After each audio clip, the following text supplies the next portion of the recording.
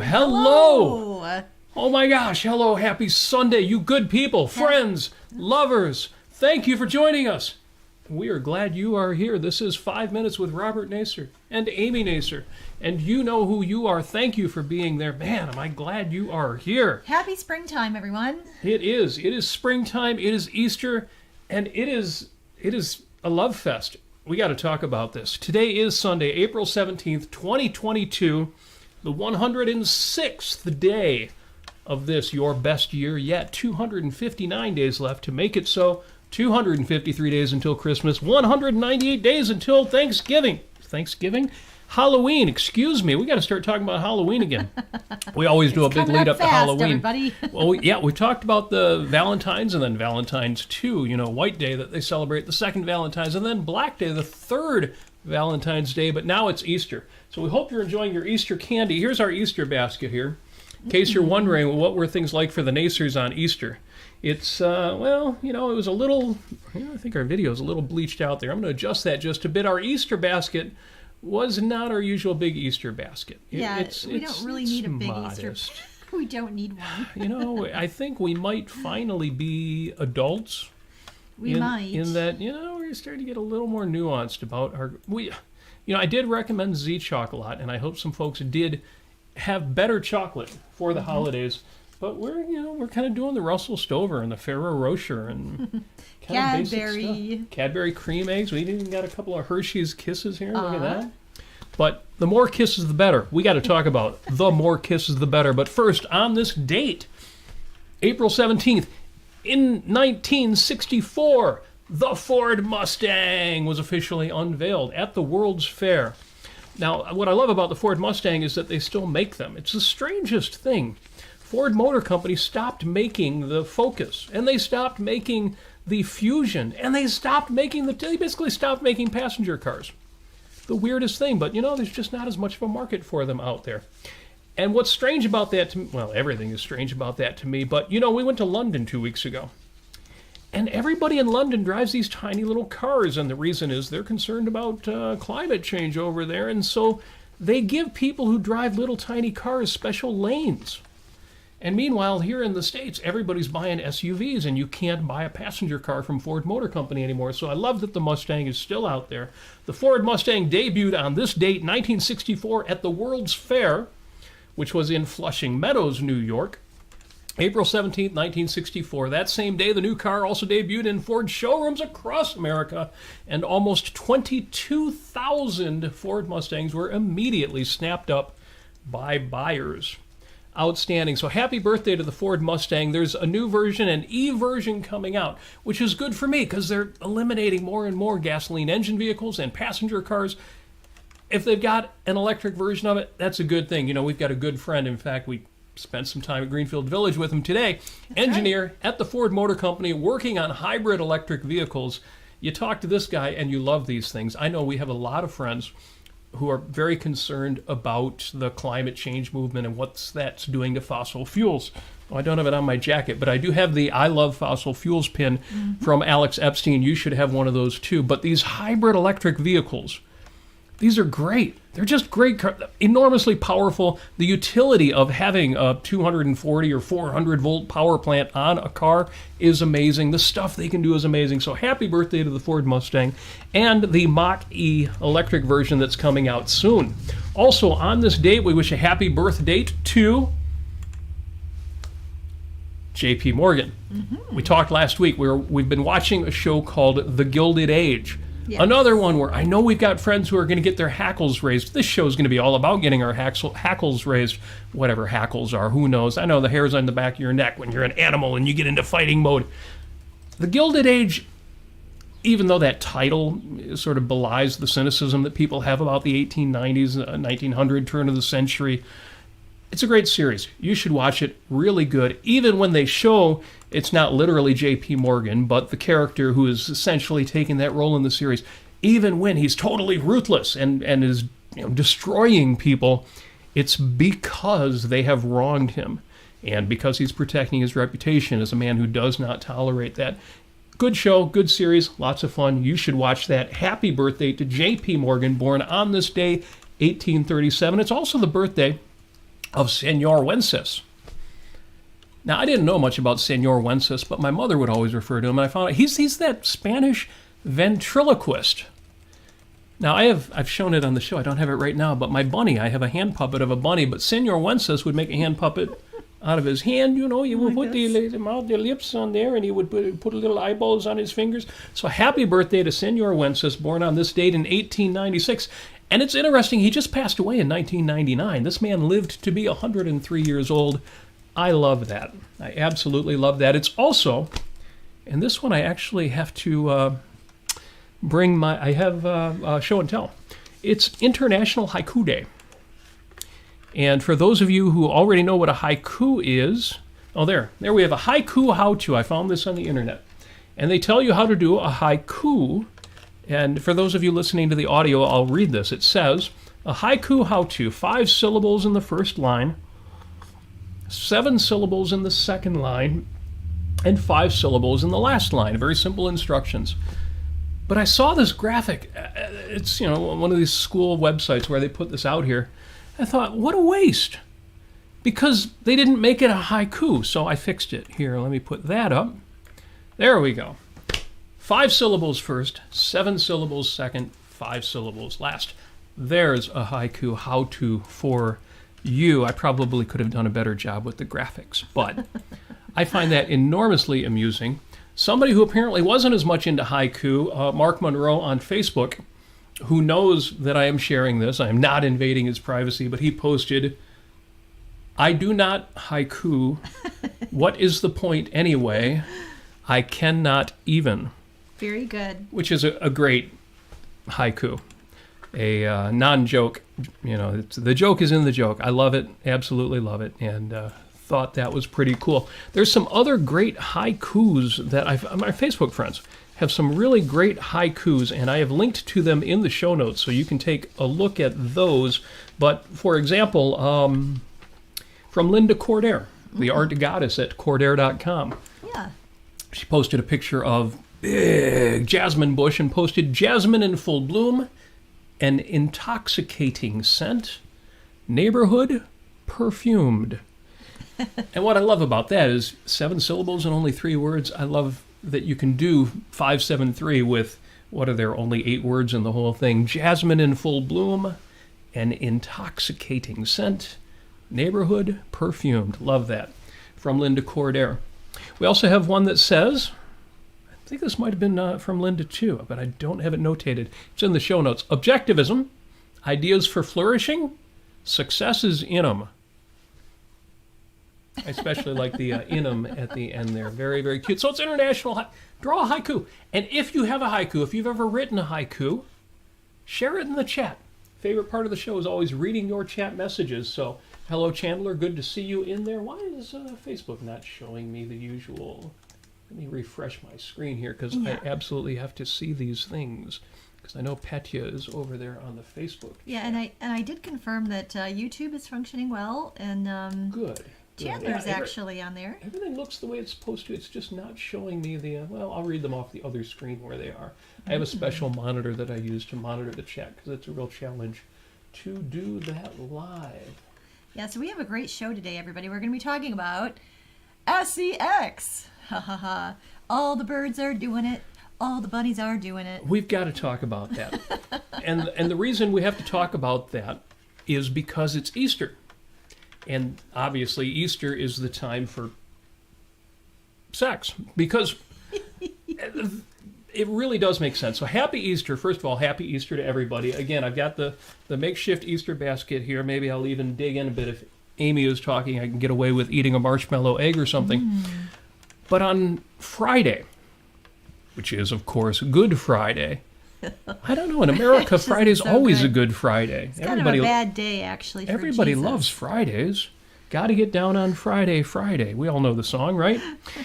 Maybe we don't. I don't know. The millennials will get that one, but the younger kids won't. They'll be like, oh, you old people thought that was a thing. Yeah, no, but Jesus, I don't think he was having the greatest day ever. Well, but, of course, where do we go from on this date? We go to what are we listening to this week? And on Friday, on Good Friday, on Sexy Friday, the Ayn Rand Institute, the people over at ARI, released the audio of Leonard Peikoff's discussion, Love, Sex, and Romance. Q&A. Ask Leonard Peikoff anything about sex. And he starts off with saying, I just wanted to let everybody know that I want to let everybody know this is not my field of study. And this is not just a disclaimer, this is a disqualifier. That's right. So, and then of course, way back when we thought, well, why is Leonard Peikoff even talking about this then? If he's saying flat out, I ain't the guy to talk about this. But he is really smart, crazy smart. Yeah. And about the sharpest guy in philosophy, living person in philosophy these days. So it did make sense that he did a weekend discussing love, sex, and romance. And there's an hour and a half of him answering questions across the board. The other thing that we're listening to this week, before I get back into this sexy weekend and why we're talking about this, I do have to mention that on Thursday we did an episode of Life on Earth with Robert and Amy Nasir. We talked about benevolence and the benevolent universe premise, which some people conflate, but they are two different things. That show I thought was pretty damn good and worth listening to. We did that on Thursday. Link is in the show notes. On Friday, speaking of sexy topics, Whoa. a big topic in sexuality, we talked about the essay, Abortion is Pro-Life, with James Stevens Valliant, the guy, and that was a good episode. Link to that is in the show notes, but let's get back. Let's get back to love, sex, and romance, because yesterday we spent the day, we went out to lunch, which ended up being a big part of the day because it was a long lunch, with one of our biggest Patreon supporters and one of our dearest and best friends. Yes. And then we went over to the house of these folks, and we did karaoke. But outside the house, in their backyard, there was a bunny. I mean, it's Easter. How great is it to see a bunny out on the lawn, right, running around? Except there were, oh my gosh, it's two bunnies, and they're kind of bumping into each other.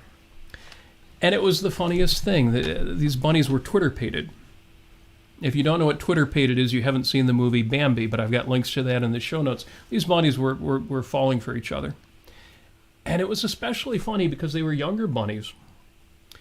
And most of you kind of know what it looks like when two wild animals, and especially two bunnies, are romancing one another and kind of bumping into one another.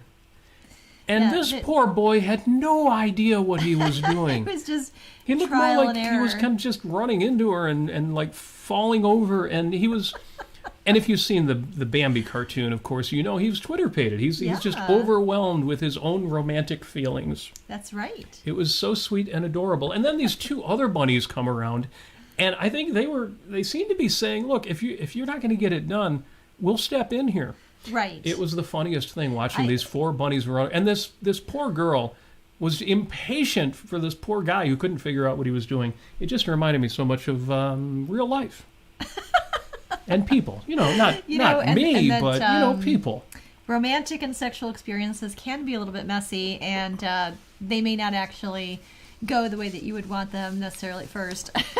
Well, I'm a firm believer you don't want them to go the way that you want them to go. In other words, you want things to be interesting. And Lord knows these bunnies were having an interesting time. And that's why I say this is a weekend of romance. The Easter holiday, of course, there are Christian traditions associated with it, but it is the time of renewal, and this came out of a lot of pagan holidays associated with the end of winter, the return of spring, the time to start planting, and looking forward to the green things rising out of the ground, and the trees are getting leaves again, and, of course, everything, all of the animals out there and the people too, becoming Twitter-pated. They're becoming fixated. They're falling in love. They're finding romance and sexuality everywhere. And on 5 Minutes with Robert Nasir, the difference between romance and sex, there is no difference. Everything is sex. Everything is romance. This is anything that as human beings, as organic biological creatures, of any sort, if you're a rational animal or not, you're always striving to grow, you're always striving to maintain, you're always striving to survive, of course.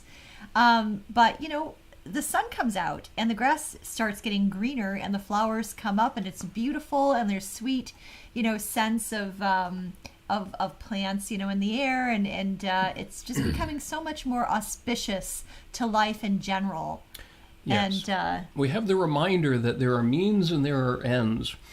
or as we might put it, there are means values and there are ends values. And when you experience that sense of life as an end in itself, or this activity as an end in itself, well, I mentioned that we would answer some of the questions that were given to Leonard Peikoff at his talk, and we'll mention what he had to say as well. But one of the questions, I should say, if you've got anybody under 18 around while you're listening to this episode, you should definitely bring them closer to the speaker because they've got things to learn. We're going to be talking about the birds and the bees I mean, and the flowers and the trees. If they're under 12, well, that might be an issue, but we're going to talk about that too. What about the under 12 people and the things that we say in front of them? Maybe I should mention that first. No, I'm going to save that because this is a love fest, and you're going to need to feel the love by the time I get to the controversy. But before we get into that, can I just say that we have quite a few haikus that people have offered up to us. Did we get some haikus? Yes, we did. Oh, great. Yeah, Dale in YouTube, he has offered up a couple of them, as a matter of fact. One is called Haiku for Homeowners. Oh, I see that. And he says, "It's maddening how those little yellow flowers overtake your yard." And another one is... but they're such dandelions. They're such dandelions. Who works for naught is lost, but who gains the truly sought knows wealth is thought. Now that one is interesting because obviously the way that it scans, it doesn't scan 575, but it's a great bit of verse there. Who works for naught is lost, but who gains the truly sought knows wealth is thought. Yes. Love that. That's great. And over in Facebook, we have from John, the amazing corrector. He says, "Here is a haiku. I want you to think I'm cool. My work is done here." So John obviously knows the true purpose of a haiku, which is to let everybody know, hey, I can make a haiku. And he did. So very good. And I think that Petya here I think this is a haiku. It's a little bit... Well, it's definitely prose. In Bulgaria today is Flower Day. So all the people with flower names are celebrating Name Day. Okay. Yeah. It's interesting that most of the flowers out there are also names, usually for girls. Although we shouldn't, make those assumptions these days. I don't know if that's appropriate, but yes. In fact, we've been getting back into, for example, the marvelous Mrs. Maisel, yes, whose mother goes by the name Rose. But so many names of flowers are also used for names of girls. Yes. And not to be sexist, but as Robert Heinlein said, little girls and butterflies need no excuse. Very true. Except that that means like their life is an end in themselves. Which implies that little boys aren't. And I'm good with that. No, little boys are the worst. Have their lives are in themselves. But I should say this. I'm only serious. Real quick is that a recommendation for you. So the marvelous Mrs. Maisel. I think that some of you had the experience of. The first season was really amazing. It was hit the ball out of the park, super funny, well written, and just brilliant. The second season was disappointing. And I'll tell you what, the third season is worth watching. So if you got through the second season, you may want to, take a look at the third season. I think we're in the fourth season. Or whatever the next season after the last one. Yeah, the second and third seasons, there was a lot of stumbling, and you're like, why is there all this self-sabotage going on? And okay. So, it's been worth it to get back into it. And we really hesitated because for a while it seemed like it lost the magic. But yes, well worth getting into, except I should say the season ender is a cliffhanger. And now we're really eager to find out what happens, although we'll have to wait another 11, 12 months. Good stuff. Yes. Yes, you're absolutely right about that. And Jim Ashley is a fan of Señor Yoncas, or how are you ever... Oh, Señor Wences? Wences. I don't know how to say it. There's a scene with him and a South American dictator in The In-Laws, the original with Alan Arkin and Peter Falk. Oh. It's hilarious. Well, look that up. Thank you. I'm sure I haven't seen that since the 70s. So that's awesome. Have to watch again. Excellent. So, again, this crazy weekend, which we're going to keep returning to, on Friday, that video was released, in which important questions were answered, like, what is the role of nudity in different contexts? And it was kind of funny because Dr. Peikoff was saying things like, well, yeah, I did try a nude beach, and it just didn't really work for me. Yeah. And it was interesting because it's not that he has a problem with nudity per se, but there's just too many unattractive people. Well, but even more important than that, though, you go to a nude beach and you're nude, and nobody cares. and you're just like, bum-ba-da-ba. I don't know. I don't think that there's any like stripper music that comes on. No, as that's you the come problem. Out of the, That's the problem. Is there is no soundtrack.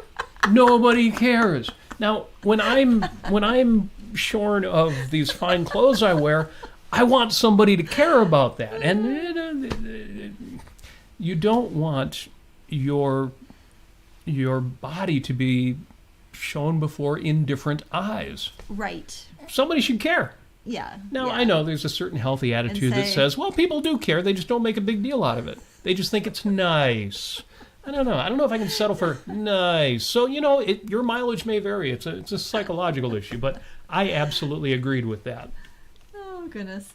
Yeah, me too. And he said that he felt like he was throwing pearls before swine. But, pearls before swine. But the thing which is a great that, comic. Yeah, it is. But it was interesting because Robert and I talked about all of these different things, and we'll get into some of the other questions like striptease or or going around naked in your house just because, you just feel comfortable. Oh, by the way, so yes, we visited the real Easter Bunny today at Greenfield Village. And this is the real Easter Bunny. For those of you on audio only, I just switched the picture to a picture of Amy greeting the Easter Bunny there. Yes. Yeah, this Easter Bunny was very, very nice. There is some kind of strange rumor that this Easter Bunny's name is Jennifer, but I'm sure that that's not the case. I think that was just some sort of misunderstanding. This is inside information that Amy just can't resist sharing with you. I'm sure it was all just a false rumor, fake news and all. But no, the Easter Bunny was really, really lovely. I shook his hand a few times, and it was just wonderful. He rode around the village, and then he rode around on the train, and then I think he also commandeered at one point the carousel. And it was just really a lovely experience. Yes. I only brought that up because I see that you've got that on your screen. I probably shouldn't have changed the subject from sexuality to the Easter Bunny. But again, the weekend started with these bunnies trying to romance one another out on the lawn. And, oh my gosh, I felt bad for this poor young boy who couldn't figure out what he was doing. And I hope he eventually got it right. I'm sure he did, because it really doesn't take long for bunnies. Unfortunately, I would say that I feel very lucky as a human being in terms of being part of the animal kingdom, because human beings actually, we have conceptual consciousness, and we have imagination, and we have, all of these things looking into the future, and volition, of course, going all along with that, and anticipation and seduction and all of that. Bunnies don't have that. Not necessarily. I mean, not really. As far as I understand, human beings are the only animals that, do hanky-panky with each other, facing each other, instead of like one behind the other or something, like bunnies. Anyway, interesting fact. Well, yes. Yep.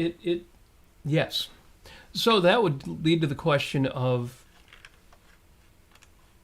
well, I won't even get into that question.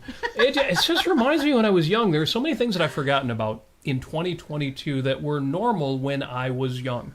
So, for example, there were people who would say things like, oh, I would never have sex with the lights on. And that just seems kind of bizarre in 2022, but that was and I knew people like that who, oh yeah, I would never have, not with the lights on, and you get judged, and you worry about how you look and what kind of faces you make, and or you feel like if it's dark, then Jesus won't see you. So if anybody in the chat No, nobody wants to fess up to that. But if you've known anybody who, anyway, had that opinion, link is in the show notes to this love, sex, and romance talk.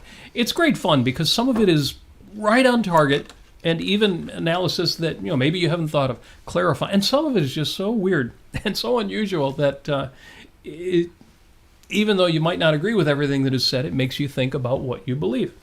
For example, the role of, again, if you got kids around, the really, really young ones shouldn't be listening. And the ones who are in the middle absolutely should be listening. You need to know this stuff. Yeah. What is the role of masturbation? What is the moral status of self-gratification? By the way, self-gratification starts very early with children, not necessarily in terms of genitalia, but, you learn it. You learn it, you learn that, you have a tactile sense and that your own hands can actually deliver that kind of sensory experience.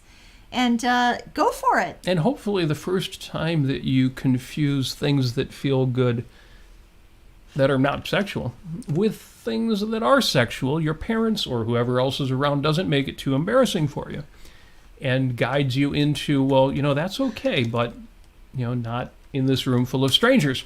Hopefully you had a healthy version of that experience, because it's always been the case that there was never a reason to make that awkward, to make that big dividing line, and this is the part where you better make sure you're alone and nobody sees it. And this is the part that's okay. You can kiss your aunt on the cheek, but don't get caught rubbing your own leg when there are people around. Right. Always awkward. So anyway, see, we're treating this like this is awkward. We're here among friends. Obviously, we can be open with you and say, well, what is the philosophical and ethical status of masturbation? We're for it. Yes. And the more, the better. Yes. Yeah. Obviously, if you're in a romantic relationship, a committed relationship, or just a relationship, right, and self-gratification is taking away from your romance, if you are engaged in so much of that, and you can talk about pornography in this context, it's taking away from your relationship. You're doing things alone that you could be doing together. Right. There are ways in which you can get every aspect of romance and sexuality wrong, and this is one of them. No, by all means, if you're going to touch yourself, do it while your partner's there touching themselves. Mix it up in every way that you wish, but do it in a way that actually fosters your values. So it's just funny because, again, at my age, I can remember 30, 40 years ago, it really was a question, and there are still people who believe this, usually kind of conservatives on the Ben Shapiro side of things, who still think there's something wrong with self-gratification. Right. There's something wrong with adult scenes in films, much less actual adult movies. Right. You need to embrace your nature as a human being. You are an organic, fluid-filled creature who's capable of lots of pleasure in your life, and life is an end in itself, and you deserve to feel as good as you possibly can, and to be with yourself, in that situation, to be with your partner in that special situation. Embrace the fact that you're an animal and all the good things that implies. Yes. If anybody thinks I'm exaggerating about this, go to Ben Shapiro's website, The Daily Wire, and read not just what Shapiro writes, which isn't always that far off the mark, but read any of his other writers. Read Andrew Klavan, or read the worst of them, one of the most evil people I know, Matt Walsh, who is just horrible. Everything he says about romance is not just wrong, but downright, and I will stand by this statement, vicious. Yeah. So everything that he says about marriage and romance is just horrible. Yeah. I can't even imagine. What kind of wicked twisting of your mind you have to go through that. I mean, just awful. But, Jim says in the chat, for example, and I haven't read everything in the chat, but I happened to catch this, not to make this subject a downer, but no, I'm glad you brought this up, but it is truly sad how many parents make their children feel guilty or even punish them for masturbation. Yeah. That can only do great psychological harm. Jim, I absolutely agree with you. In fact, I'm going to bring in this kind of side issue here, because I want today to be a love fest, and this is related because somebody wasn't getting love. Yeah. A friend of ours on Facebook, who is somebody, he's an objectivist, He's most people would call him, conservative or libertarian, but he posted this meme. Yeah. And it's a meme, not that he wrote, but he put it up here. I'll put it on the screen and I'll read it for the people who don't have video listening afterwards. This is a meme by somebody named Susan Z. And she wrote, "Gay kids read thousands of books about straight characters, yet they still grow up gay. Yep. But y'all worried about your son Billy reads just one book where a penguin has two dads, and he's going to wake up the next day and ask Brad to the prom." Yeah. Now, this is funny. It's a bit of a twist. It makes the point that if, a book where somebody has two mommies or two daddies was that potent, then wouldn't all the kids who grew up gay, encountering all that straight literature, wouldn't it have made them straight? Obviously, it's not just put these books out there and it's going to have a big impact on people. Okay, so friend of ours posts this. Again, a very, reasonable, what most people would call a conservative guy. Yeah. Posts this. And his friends went nuts. Oh, yeah. All over Facebook. Yeah. It's like, I can't believe that you're posting this poison, this terrible stuff. Are you part of the left now? What is wrong with you? Culture war. Culture war. All the culture warriors jumped all over this great guy. Yeah. I mean, this is somebody who, I'm not going to get into names, but somebody who was downright heroic. Yes. And again, incredibly, pro-capitalist. This is the last guy you would accuse of anything leftist. And he puts this one meme up there that makes this one point. Mm-hmm. And what do we say in our episode on allies? You got to treat your allies better than you treat your enemies. Right. You got to be good to the people who you care about. Yes. You got to know, these are the people I value, and if they do something that I disagree with, I'll tell them I disagree with it. But I'm sure as hell not going to jump all over them. Right. It was just kind of bizarre to see reasonable, or people who you think are reasonable, see this meme and jump on this guy as if he was somebody completely different than everybody knows he is. Right. Yeah, it was not warranted. It was not called for. Yeah. So. Yeah. Yes, you're right, Jim, that it's unfortunate that we are reactionaries about so many aspects of romance and sexuality, that parents will absolutely do that. But back to sex, on YouTube, Chandler says, "I'm a big fan of multiple spotlights around the bed."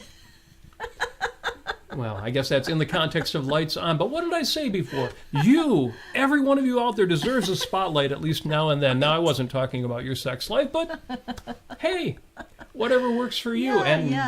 It's a question. I don't think it came up, but it is a question that does come up. It didn't come up on the Love, Sex, and Romance show. But what about photographing or even filming oneself in romantic activity? All for it. You're all for that. All for it. Well, I should say this, it's one of these things where I wasn't entirely sure about this until Penn Jillette of Penn and Teller talked about this. Yeah. And what did Penn Jillette say? And he said, make sure, that when you are young, you take as many nude photos of yourself as possible. Hopefully, with a partner. Right. Well, that I agree with. It doesn't, it's up to you what you want to do with that. Of course, that's something that you own, and maybe you should put it into in a box that self-destructs, after you pass away or something.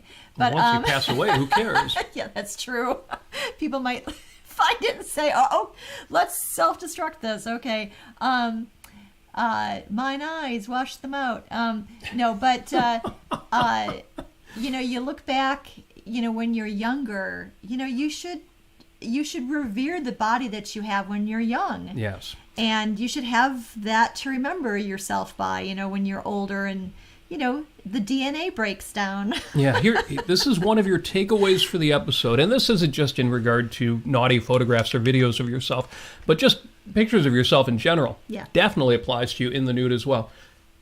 Wherever you're at in life, whatever your age, assuming you're over 18, however you think you look in the mirror right now, 10 years from now, you will not believe how good you looked 10 years ago. And 10 years after that, you will not believe at that age how good you looked 10 years before. Now, there's exceptions for some people who do a big turnaround and, think of our friend Stephanie, who just lost, 80 pounds, and she's looking great these days. And she'd probably think, 10 years ago, I don't know, I look better now. But for the vast majority of us, 99% of the time, however, even if you're looking and you're thinking, but I've got, these kind of jowls, or I've got this belly, or whatever the thing is for you. Yeah. 10 years from now, you will wish that you had taken more photographs of yourself looking like you do right now, today, Sunday, April 17th, 2022. Trust me on that. Yeah. Take those pictures, and if you've got a mind to do a few naughty ones, do it. Make it happen. Trust make me sure on this one. They're in a safe place, of course. But and we also have friends who are like, they're young, they're in their 20s, and they lament at the fact that they don't look like supermodels. Yes. No, Man, they look good. You look good. You don't really know good. how good you look. It's exactly like people who hear their own voice recorded and think, oh, I don't like my voice. I've got the worst voice in the world. Trust me, nobody hears your voice the way you do. Your voice is fine. Talk more. Yeah. And the same is true about your body. Trust me, whatever criticisms you have of it, nobody has those criticisms. Nobody cares. Mm-hmm. They think you're great. Yeah. 10 years from now, you're going to think you were great. Make it happen. Do that thing. And Jim also says, by the way, those Christian conservatives and others who attack gay marriage, saying that the purpose of marriage is reproduction, are not exactly paying their spouse a compliment. Oh, my God. Yes. My spouse is a breeding mare. Ha ha, isn't that lovely? being with you is not an end in itself. No. Not at all. Yeah, Jim's absolutely right. If you want more insights in that direction, listen to our Friday show on abortion and this mindset that says, if you have sex, that's filthy. If you get pregnant, now you're dirty. Now you're tainted. And the only way to cleanse that is to be married and carry that pregnancy to term and have that child and spend 18 years raising it. Well, again, it goes back to altruism, and the only way that you can actually attain altruistic virtue is through sacrifice and suffering. It's the only way. Now, we've got a lot of Ayn Rand fans who listen to this show. A lot of you are objectivists. You know what I'm talking about. One thing that, even if you don't know Ayn Rand or are not a fan, you've got to agree with her on this. When she was asked by Leonard Peikoff, what does philosophy have to say about sex? Her answer was, it says that sex is good. Yes. Yeah. A lot to say on that. Well, she did have a lot to say on that. She did talk about pornography and censorship, local and express. She wasn't a fan, but she didn't think there should be any legal restrictions on it. Exactly. And it's interesting because Leonard Peikoff talks about it in similar terms, although he's not anti-pornography.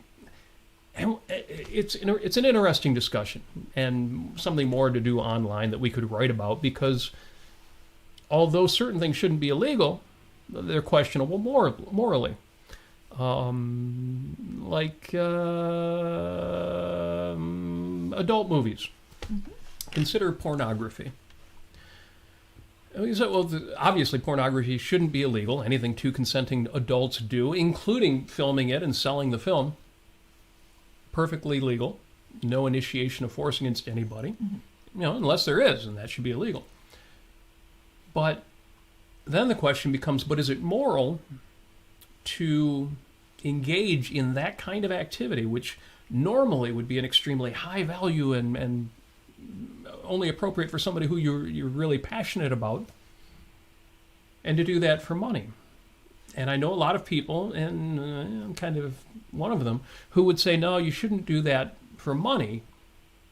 And it's not the money that's the issue. It's just you shouldn't have sex with people you're not in love with. You shouldn't have people who are not a really high value for you.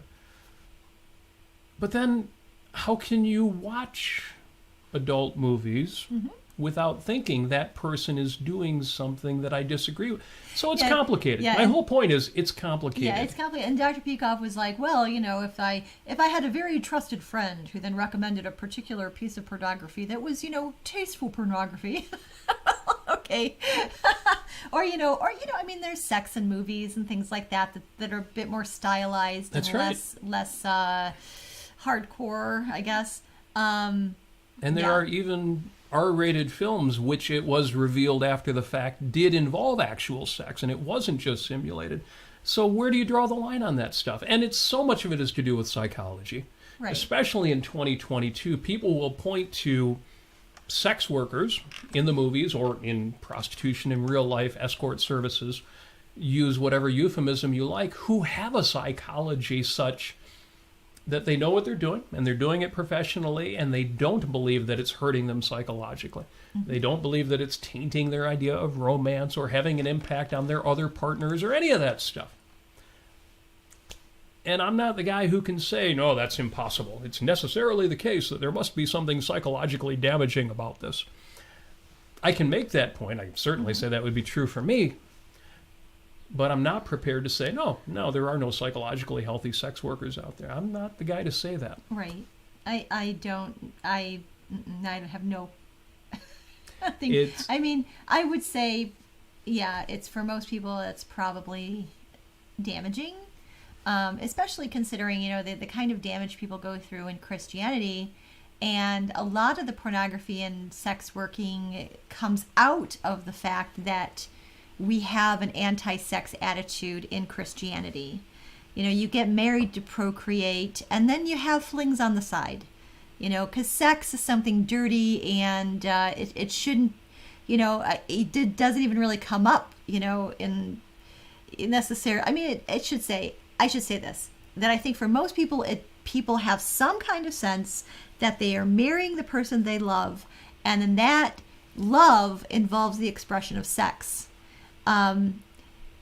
But, you've got this cloud over their heads that sex is somehow impure, sex is somehow dirty, sex belongs to a kind of a smutty worldview. Yeah. Or a malevolent worldview. And they're begging the question. They start with that premise of sex as dirty. I gave an example. I'll just do this real quick. In regard to abortion, there are people who say, well, the problem is when you have sex, there's a possibility of pregnancy. And therefore, if you're rational in taking responsibility, if you take the chance, you have sex, you get pregnant, taking responsibility means carrying the pregnancy to term and having the child. And what they're doing is they're begging the question. They're starting with the premise that there is something wrong with abortion, and therefore having an abortion can't be taking responsibility for a pregnancy. And I would say that's exactly wrong.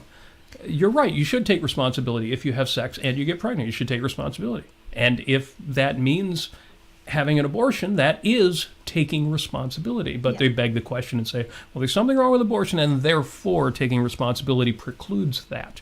Right. Incidentally, I have to get back to the chat because John gives an example of, I'm only married because of the children. Yeah, that sense of duty, that obligation. Does anybody think that does the children any favors? It certainly doesn't do the parents any favors. I can't imagine a situation where a kid comes out of that thinking, I'm grateful that my parents stayed together for me, even though they didn't want to be together. Who wants that? Who feels gratitude for that? Who feels anything but indignation at the thought that my parents threw away years of possible romance in their lives in order to maintain a single household? And, people will point to statistics and say, well, no, children turn out better and parents stay together. Absolute garbage, because the statistics are wrong on it. And the reason the statistics are wrong is because they take those bad situations, smuggle them into good situations, and say, well, but on average, which doesn't hold. Incidentally, Jim says, just to clarify, child pornography is the exception to freedom of expression in this context.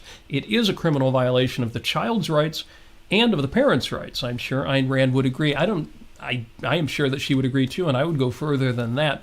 I have always believed that murder, in cases where the murderer is self-confessed, so there is no question of the jury got it wrong, should be a capital crime. The person should be put to death. And further, I believe that rape should be a capital offense. And there is no doubt in my mind that child rape, in other words, child pornography, any context in which children are put into that sexual situation, is absolutely should be a capital crime. Now, I don't mean you're two kids got together, you caught them in the room there while you were babysitting, Yeah, doing something. I mean, actual criminal activity. That I'd have to veer from that opinion, Robert, because you go ahead and veer from that. Yeah, I don't actually believe in capital punishment at all for anything. I don't think that the state should be in a position to handle that. Right. I don't think that they're competent enough. I'm willing to consider that viewpoint. Even though it's hard, I mean... But the point is that I consider sexual assault to be on a par with murder. Mm-hmm. Because I think that the damage lasts a lifetime, and the damage is significant. It's not trivial. It's not something that somebody can simply choose to put aside. So anyway, since Jim brought that up, I absolutely agree with that. There is no question about it. And Stephen on YouTube says, what does marriage have to do with anything? What does marriage have to do with it? Okay, so we've done an entire episode or 2 or 3 or something like that on marriage. That's right. On 5 Minutes with Robert Nasir. And I've done a whole series of posts, Secrets of a Successful Marriage. Yes. Which was part of the basis for our episodes on marriage. We have done marriage before, and we will do it again. We are not done with that subject. We have induced marriage from reality. Yes. And I've made the point that there are 3 essential elements to marriage, what a marriage is. And a marriage is a social declaration. It's actually saying to the world from this point forward, we are to be regarded as one unit. Whether that be a family with children or a family of 2 or whatever that group is, that it is now one single unit. When you deal with me, you deal with her. Yep. When you deal with her, you're dealing with me. We are the Nasir unit. It is a romantic relationship. So it doesn't count as a marriage if there is not some kind, and this might be by extension. There may be older people who are beyond their sexual years, except I don't believe anybody is ever beyond their sexual years, but it could happen. And that certainly could be marriage by extension as well. And then it's a legal contract. It has to be a legal contract. A lot of people say the state shouldn't be involved. Marriage should be just whatever people want to call it. And that is not true either. Because of what that means for property, and if there are children involved, that becomes much more complicated. A marriage has to be a declaration, a romance, a legal contract. Without those 3 elements, it's not really a marriage. And what does marriage have to do with that? Because, as I said earlier in the episode, I don't separate sex and romance. And I think you could have sex with multiple partners unless you have no romantic attraction to them. There are better things you can do with your Schwanzstucker if you're not really drawn to somebody other than you feel your waist being pulled toward them than to engage in those kind of activities. No. That reminds me of, I'm sure that it reminds me of Steve Martin and the way that he finds his special purpose in the jerk. Something like that. I found my special purpose. Yeah. So we all know what to do with our special purpose. Yeah. And we should not be indiscriminate in that regard. Yeah. It's one of the reasons that I love Ayn Rand's interview in Playboy magazine, which you can find reprinted online. And it's Playboy magazine, so of course they're kind of asking her, well, what do you think of, multiple relationship? What do you think of promiscuity? She said promiscuity is terrible, not because sex is dirty, not because sex is bad, but because it's good. It's too good to be indiscriminate. It's too good to not take your values into account. And I absolutely love that. Jim confesses his capital offense, my singing. Believe me, I am a member of that criminal party. But it doesn't let us stop us. We perpetrate crimes all the time with that. And Jim also says, and religious people who insist that sex should only be for reproduction and should not involve pleasure at all forget the fact that without pleasure, the male orgasm of the von Stücker, that's the actual technical term, would not be possible. And isn't that what you need to happen in order to fertilize the egg? Absolutely. I suppose you could use a turkey baster. Yeah, if there was no pleasure involved, why would anybody? Well, we need to put these parts together in order to create a child. I suppose people... No, I don't suppose that people would. Again, the whole pleasure-pain mechanism, from the simplest pleasures of eating or even breathing, of opening your eyes and seeing color, of smelling fragrances around you, of hearing things, just the atmosphere and the birds singing, much less music.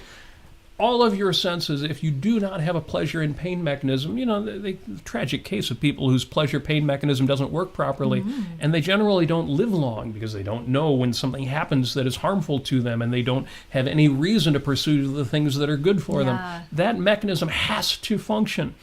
And that pleasure, pain, and on the higher level, joy and suffering, and on the highest level, happiness and suffering, if it's not there, there's no reason to live.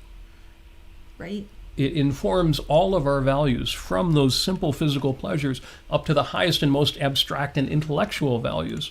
If that mechanism is not there, none of that happens, and none of it works, and none of it matters. It's one of the reasons why I don't worry too much about AI, because AI will have... It's not just that they won't have value. Well, we can program values. There won't be any validation or reason for those values. Now, I can see how a machine can go out of control. I'm not dismissing the whole thing. But I do think that the fact that there is no pleasure-pain mechanism, and that any artificial version of a pleasure-pain mechanism will not have any self-reinforcing character, means that a lot of the AI scenarios that we worry about simply won't happen. Right. Another topic for another time. That's another topic. But the point is, pleasure, pain matters. Yeah. Joy, suffering matters. Yes. And John says Christians want you to feel pleasure and then to feel guilty about it.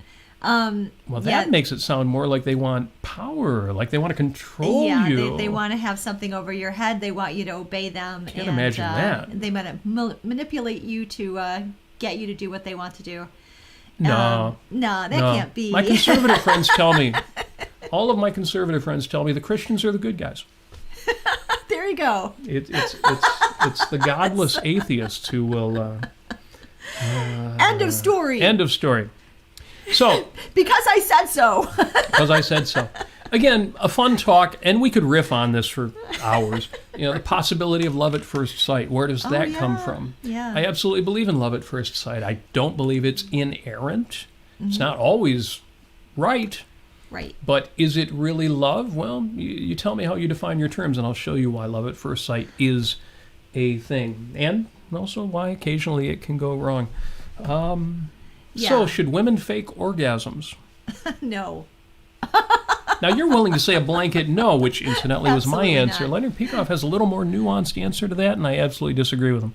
I'm glad you made that one real Super quick. clear. You need to be honest with your partner. Yes, if you guys out there can't handle that, every now and then you may be going solo, even with your partner there. Something is wrong if you can't be above board about something like that and still enjoy yourself. Can I just say one thing is that, one thing in my wisdom of old age, as I am an old lady, I know this. Yes, I know. Certain things about Von Stuckers and hoo-has. So you don't necessarily need to have orgasms to have sex. I'll just say that. I'll put that little bee in your bonnet, and you can that would think on imply that you don't need to have an orgasm in order to enjoy yourself. Right. Incidentally, to some of you that may be obvious, but I'm here to tell you another thing.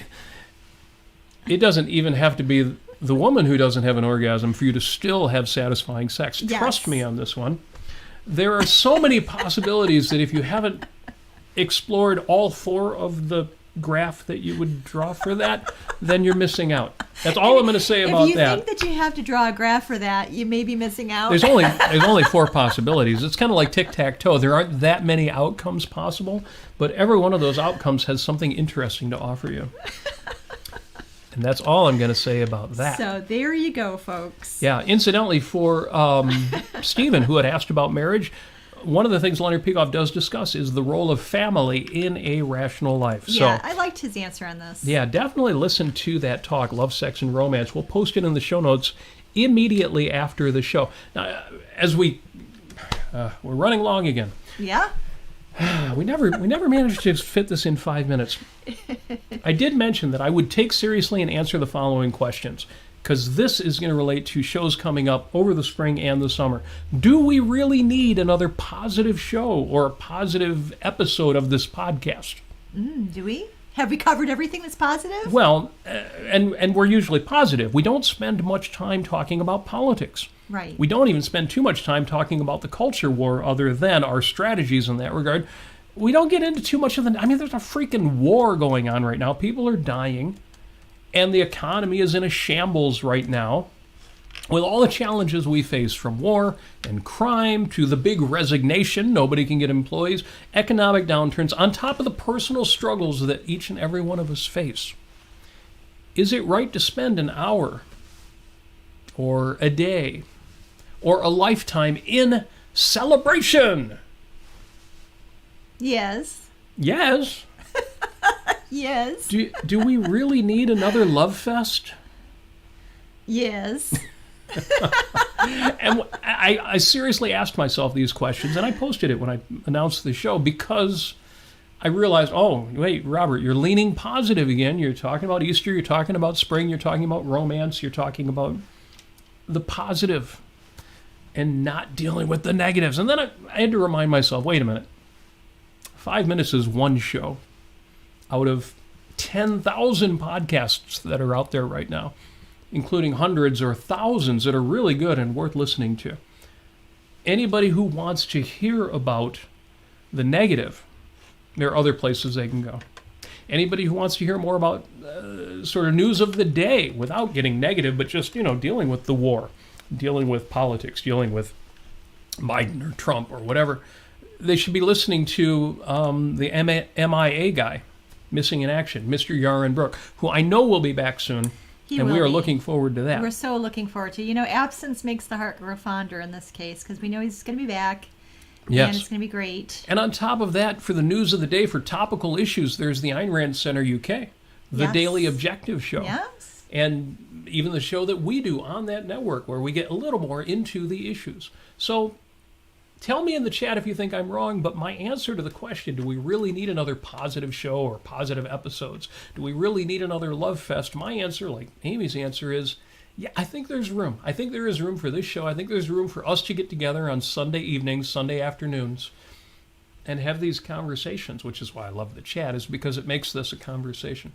I think there's room. I think there's space for this. Mm-hmm. And part of my evidence for that is the chat and how great that goes. Yes. Part of my evidence for that is our Patreon and our patrons who support the show. Thank you. Thank you. We have a new patron in the chat right now, in fact. Thank you for that. Thank you so much.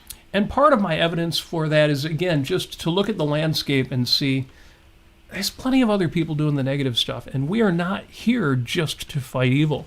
In fact, I've said before, and I'll say again, we're not here primarily to fight evil. We are here to live a life. And you got to spend some time fighting evil. I've always said 3% of your time and energy and resources, 3% should be spent fighting evil.